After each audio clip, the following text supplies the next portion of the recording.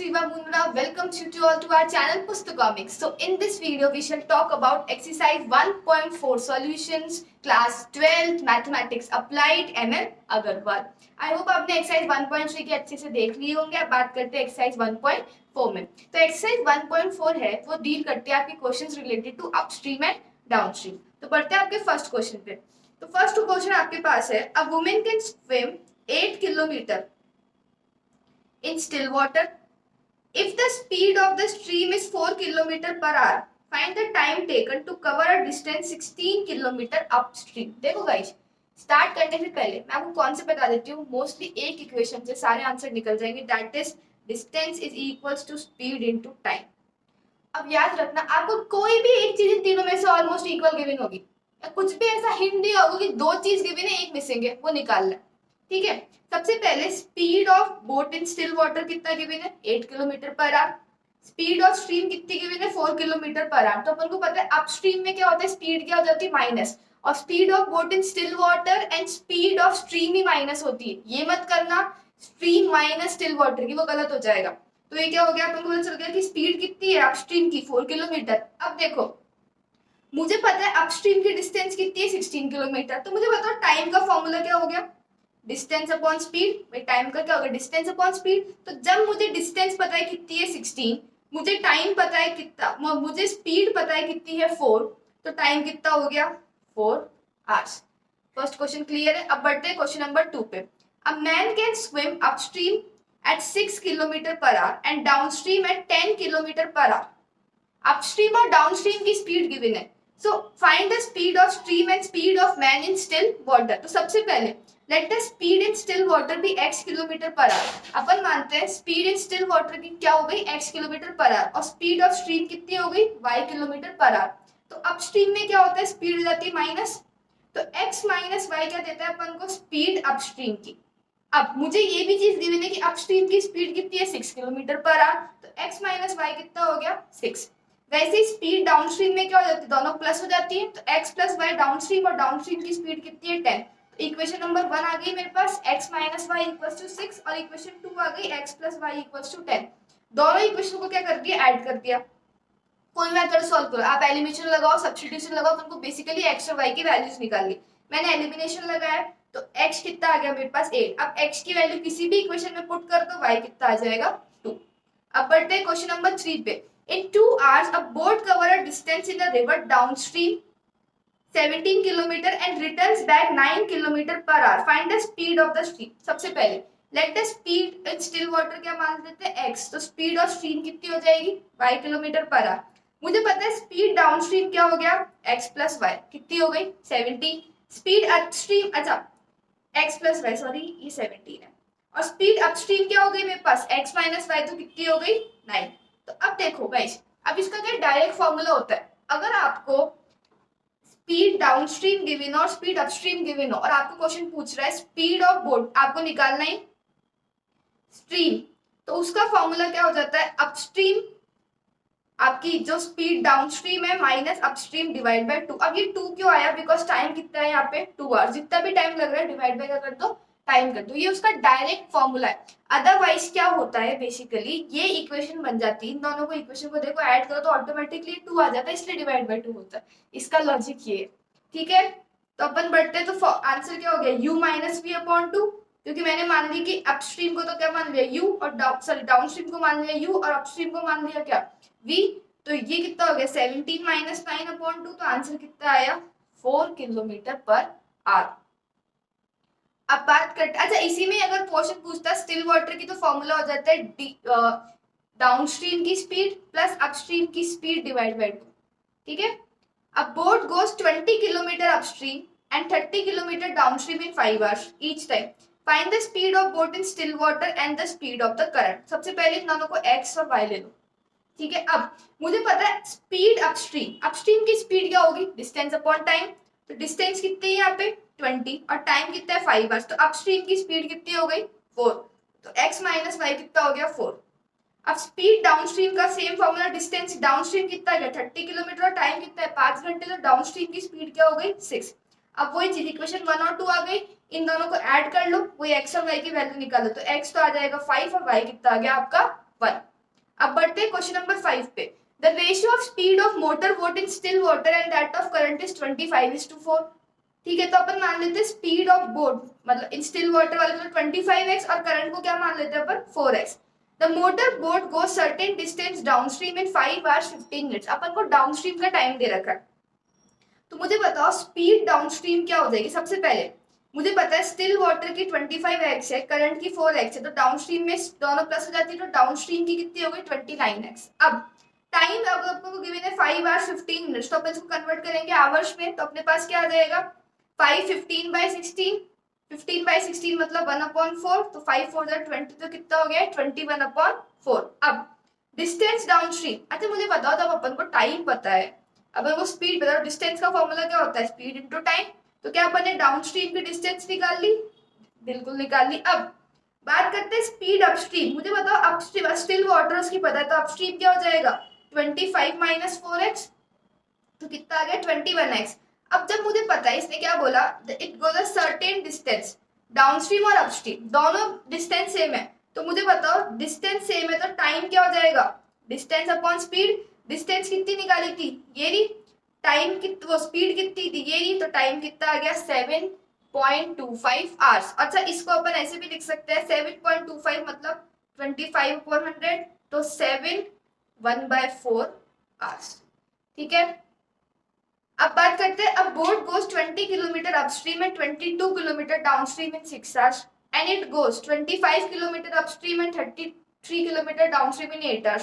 तो speed of boat in still water और stream निकालनी है, तो let the speed of boat in still water को तो x और स्ट्रीम को मान लेते हैं y। तो सबसे पहले अपस्ट्रीम की स्पीड क्या होगी x - y और डाउनस्ट्रीम की क्या होगी x + y। अब देखो इसने बोला है ये 20 किलोमीटर अपस्ट्रीम जाता है, तो अपन को अपस्ट्रीम की डिस्टेंस पता है कितनी है 20, तो क्या मैं अपस्ट्रीम का टाइम निकाल सकती हूँ, क्या हो जाएगा टाइम का फॉर्मूला क्या होता है डिस्टेंस अपॉन सी, तो 20/x - y, और डाउनस्ट्रीम जाता है 22, तो डाउनस्ट्रीम की डिस्टेंस पता है कितनी है 22, तो डाउनस्ट्रीम का टाइम क्या हो जाएगा 22/x + y। और इसने साफ साफ बोला है इस टोटल टाइम में कितना लग रहा है इसको 6 घंटे। वैसे ही सेम अपन केस 2 बना लेंगे, तो अपने पास देखो दो इक्वेशन आ गई। अब इसको सॉल्व करने का तरीका 1/x - y को तो a ले लो, 1/x + y को b ले लो, a और b की फॉर्म में इक्वेशन बन गई। अब तो ये नॉर्मल इक्वेशन है, मैंने इसको एलिमिनेशन से सॉल्व करा, तो मैंने क्या करा इक्वेशन नंबर 1 में तो मल्टीप्लाई कर दिया 25 से, इक्वेशन नंबर 2 में कर दिया 20 से, जिससे ये सेम हो गया, फिर दोनों को सब्ट्रैक्ट कर दिया तो b तो आ गया क्या 1/11। अब b की वैल्यू मैंने डाल दी किसमें इक्वेशन नंबर 1 में, ये वाली इक्वेशन नंबर 1 के अंदर, तो अपने पास a आ गया कितना 1/5। अब अभी भी a और b निकला है, 1/x - y a है तो x - y कितना हो गया 5 हो गया, 1/x + y b है तो x + y कितना हो गया 11। अब ये दो इक्वेशन आके x और y को सॉल्व कर लो, तो x कितना आ जाएगा आपके पास 8 किलोमीटर पर आवर, y कितना आ जाएगा 3 किलोमीटर पर आवर। बोर तो नहीं हो रहे हो ना देखो, ठीक है। अब बात करते हैं क्वेश्चन नंबर 7 की। क्वेश्चन नंबर बोर होकर भी सुनना पड़ेगा क्योंकि एग्जाम अपन को सबको क्लियर करना और अच्छे स्कोर से क्लियर करना है। A boat covers 4 kilometers against the stream in 1 hour and covers the same distance in the direction of the stream in 40 minutes.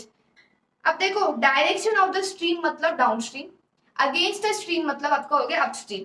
How long it will take to go 10 kilometre in still water, तो let the speed of boat and current भी x और y। तो मुझे बताओ upstream की speed क्या होगी x - y, downstream की x + y। अब वी ऑल नो स्पीड का फॉर्मूला क्या होता है डिस्टेंस अपॉन टाइम। अब मुझे बताओ अगर मैं बात करूं अपस्ट्रीम की स्पीड क्या है x - y, अपस्ट्रीम का डिस्टेंस कितना है आपके पास 4 और टाइम कितना है 1, तो x - y कितना हो गया 4/1। डाउनस्ट्रीम क्या होता है x + y, डाउनस्ट्रीम की स्पीड में का फॉर्मूला क्या होगा डिस्टेंस अपॉन टाइम। अब देखो डिस्टेंस अभी भी कितनी है 4, अब टाइम कितना है 40 मिनट्स, मतलब 40/60 हो गया, तो 40 है 60, तो अपने पास x + y कितना आ गया 6। दोनों इक्वेशन को सॉल्व कर लो, तो x कितना आ गया 5 और y कितना आ गया 1। अब इसने सिर्फ इतना सा पूछा था how long will it go in 10 kilometre in still water, तो time taken to cover 10 kilometre in still water, तो फॉर्मूला क्या हो जाएगा डिस्टेंस कितनी 10 और स्टिल वाटर की स्पीड कितनी आ गई 5, तो आंसर कितना हो गया 2 hours। अब बढ़ते क्वेश्चन नंबर 8 पे। A man take twice as long to row a distance against the stream as to row the same distance in the direction of the stream. Find the ratio of speed of man in still water to the to the speed of the stream. सबसे पहले let the man rate upstream को मान लिया अपन ने x, तो देखो downstream क्या है, जस्ट डबल है, ठीक है। तो speed of boat in still water क्या होती है, is to speed of stream 2x plus x upon 2 is to 2x minus x upon 2। अब देखो ये कैसे निकला, स्पीड ऑफ स्टिल वाटर की अपन को स्पीड पता है, फॉर्मूला क्या था, डाउनस्ट्रीम माइनस अपस्ट्रीम अपॉन 2, ये पढ़ा था ऊपर, जस्ट फॉर्मूला क्या था, u माइनस वी अपॉन 2 वाली चीज, तो इसको डायरेक्ट यहाँ पे पुट कर दिया, तो इसको सॉल्व करेंगे तो रेशियो कितना आ गया 3:1। देखो आप चाहो तो डायरेक्ट भी कर सकते हो, आप चाहो तो पूरा मेथड लगे करोगे तो आंसर सेम आएगा, ये इसका डायरेक्ट फॉर्मूला है, ठीक है। अब बढ़ते हैं क्वेश्चन नंबर 9 पे। अब boat takes thrice as long to go upstream as to point return downstream. अब देखो let the speed of boat in still water be x, because आपको स्पीड ऑफ स्ट्रीम दे रखी है, तो मुझे बताओ अपस्ट्रीम का फॉर्मूला क्या होता है, x माइनस वाई, तो स्टिल वाटर तो अपन पता है स्ट्रीम हो गई 5, डाउनस्ट्रीम का क्या हो जाएगा x प्लस 5। अब देखो let the time taken to go downstream been t, देखो boat takes thrice as long to go upstream, अगर डाउनस्ट्रीम में t ले रहा है तो अपस्ट्रीम में कितना लेगा टाइम 3t, ठीक है। अब मुझे बताओ क्या दोनों की डिस्टेंस सेम है, डिस्टेंस अगर सेम है तो मुझे बताओ डिस्टेंस का फॉर्मूला क्या होता है, स्पीड इनटू टाइम। अब देखो स्पीड क्या है अपस्ट्रीम की x माइनस वाई, अपस्ट्रीम का टाइम कितना है 3t, किसके भाई ये आपको क्या देगा डिस्टेंस, और अब डाउनस्ट्रीम की स्पीड क्या है x प्लस वाई, और डाउनस्ट्रीम का टाइम कितना है t, ये भी आपको क्या देगा डिस्टेंस, और दोनों डिस्टेंस बराबर है इसलिए इसको इक्वेट कर दी। ऐसे आप करोगे तो देखो t से t कट जाएगा, इसको सॉल्व कर लेंगे तो x कितना आ गया 10 किलोमीटर पर आवर। अब बढ़ते हैं क्वेश्चन नंबर 10 पे। A boat moving upstream takes 6 hours 36 minutes to cover a certain distance, while it takes 3 hours to cover the same distance downstream. Find the ratio of speed of boat in still water to the speed of stream. Let the speed of boat in way or current, मतलब speed of boat in still water and speed of the stream be x and y. Upstream की speed क्या हो जाती है x minus Y, downstream की क्या हो जाती है x plus y. Time upstream साफ साफ गिवन है, अपस्ट्रीम में टाइम कितना लग रहा है 6 आवर 36 मिनट्स, तो इसको जब कन्वर्ट करोगे तो क्या आ जाएगा 33/5 आवर्स, और टाइम डाउनस्ट्रीम में क्लियर कट दे देगा कितना है आपको 3 आवर्स। अब मुझे बताओ क्या अभी भी डिस्टेंस सेम है, तो डिस्टेंस का फॉर्मूला क्या होता है स्पीड इनटू टाइम, तो स्पीड अपन को पता है कितनी है x माइनस वाई, टाइम कितना है अपस्ट्रीम का 33/5, सेम यहाँ पुट कर दिया, क्रॉस मल्टीप्लाई कर दिया, तो देखो एक इक्वेशन आ गई 18x is equals to 48y, तो x अपॉन y कितना हो गया 48/18, तो x इज टू y कितना हो गया 8:3। क्लियर है। अब बढ़ते हैं क्वेश्चन नंबर 11 पे। तो क्वेश्चन नंबर 11 है, a motor boat takes 3 hours to cover a certain distance upstream and returns back the same distance downstream in 1 hour 15 minutes. If the speed of stream is 7 km per hour, find the speed of boat in still water. तो let the speed of boat in still water be x. तो मुझे बताओ upstream क्या हो जाएगा x minus 7, because आपको उसकी speed of current दे रखी 7, और डाउनस्ट्रीम क्या हो जाएगा आपका x प्लस 7। टाइम डाउनस्ट्रीम आपको पता है कितना है 1 hour 15 minutes, तो ये 1 hour 15 minutes को कन्वर्ट करोगे तो 5/4 hours, और टाइम अपस्ट्रीम कितना गिवन है आपको 3 hours। अब वही सेम चीज दोनों में डिस्टेंस सेम होगी, ठीक है, तो डिस्टेंस का फॉर्मूला क्या होगा स्पीड इनटू टाइम और स्पीड इनटू टाइम, इसमें क्रॉस मल्टीप्लाई करा तो x कितना आ गया आपके पास 17 किलोमीटर पर आवर। अब बढ़ते हैं नेक्स्ट क्वेश्चन नंबर 12 पे। A boat rows a distance 12 km downstream at 13 km per hour and covers the same distance upstream at 7 km per hour. So find the average speed of the boat. तो देखो average speed का formula जो होता है वो होता है 2ab upon a plus b, direct formula है 2ab upon a plus b. अब a क्या है b क्या है, a होती है आपकी स्पीड डाउनस्ट्रीम की, b होती है आपकी स्पीड अपस्ट्रीम की। तो सिंपल, जब मुझे डाउनस्ट्रीम भी पता है अपस्ट्रीम भी पता है, फॉर्मूले में पुट कर दो तो मेरा आंसर कितना आ गया 9.1 kilometre per our. Question number 13 पे आते हैं।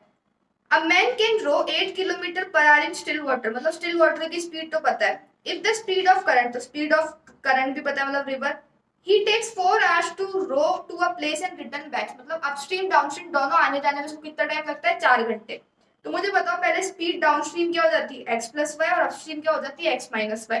अब क्या मैं मानती हूँ दोनों की डिस्टेंस क्या है x है, बिकॉज टोटल टाइम, तो मुझे बताओ डिस्टेंस अपॉन स्पीड, स्पीड पता है 10 प्लस वही डिस्टेंस अपॉन स्पीड, अपस्ट्रीम और डाउनस्ट्रीम का दोनों टाइम मिला के कितना लग रहा है 4 घंटे।